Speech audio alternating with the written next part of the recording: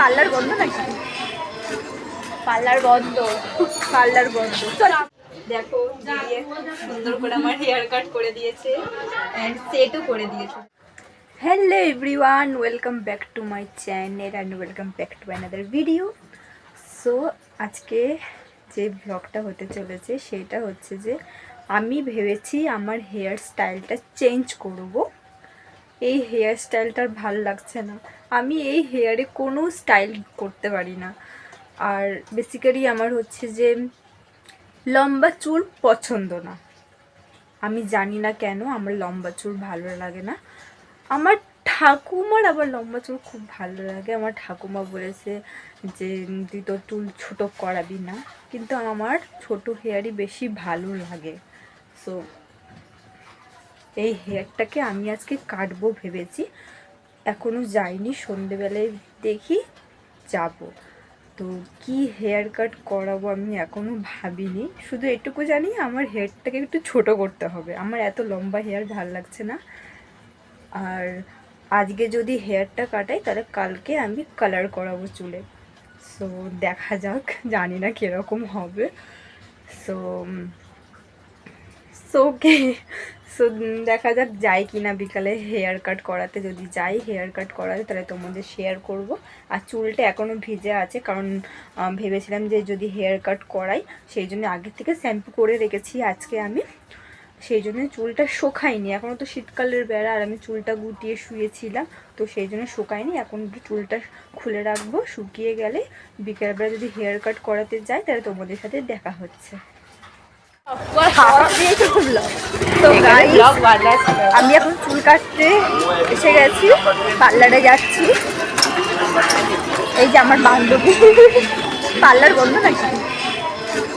Parlour বন্ধ, parlour বন্ধ। চল আমরা কোথায়? শীতলা পাড়ায় হাতে বলছি, চ শীতলা পাড়ায়।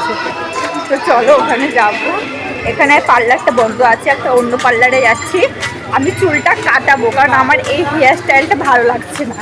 ওর লম্বা চুল পছন্দ, আমার শর্ট হেয়ার পছন্দ। তাই আমার ঠাকুমাকে বলেছি এতটা কাটবো। আমার ঠাম্মা বলছে তুই বাড়িতে ঢুকবি না, তোকে ঢুকতে দেবো না, তুই ন্যাড়া হয়ে আসবি।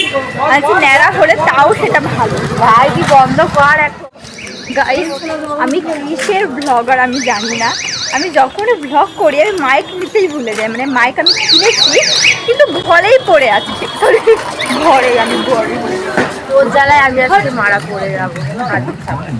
ঘরেই পড়ে আছে, আমি নিয়ে বেরাই না কেন জানি না। ওটা মানে ভুলে যাই, আমি যখন বাইরে বেরাই তখন আমার মনে পড়ে, কারণ বাইরে বেরোলে তো জোরে জোরে কথা বলতে হয় আর লোকজন তাকিয়ে থাকে, ঠিক আছে।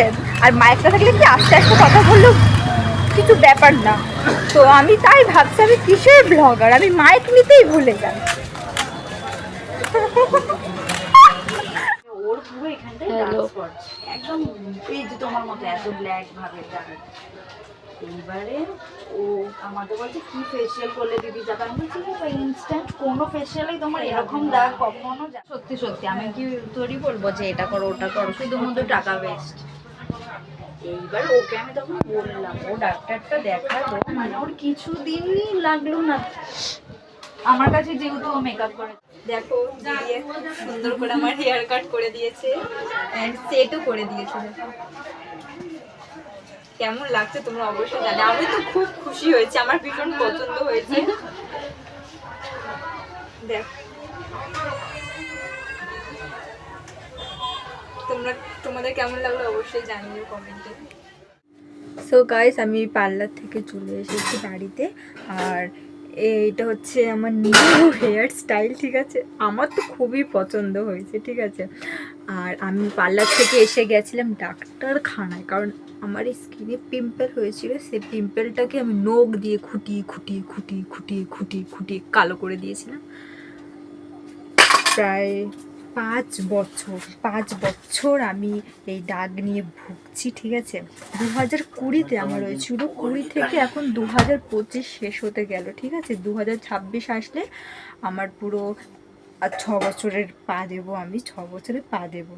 তো আমার আর এই দাগ ভালো লাগছে না, কারণ এই দাগ নিয়ে যেখানেই বেরাই না কেন সবাই টোকে, তোর মুখেটা কী হয়েছে, তোর মুখেটা কী হয়েছে। আমি শুনতে শুনতে পাগল হয়ে গেছি। তো দেখা যাক 3 মাস এখন আমি বাইরের খাবার খেতে পারবো না।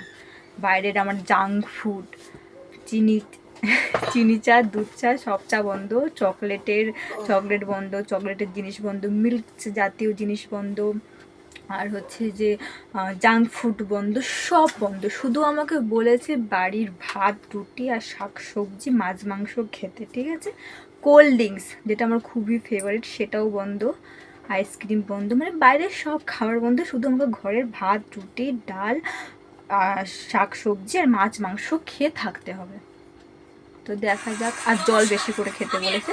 তো এখন দেখা যাক 3 মাস এটা করার পর আমার রেজাল্টটা কী হয় দেখা যাক। বাট আমাকে করতেই হবে, কারণ আমার এই স্কিনটা ঠিক করতে গেলে আমাকে করতেই হবে। তো 3 মাস এখন যুদ্ধ চলবে।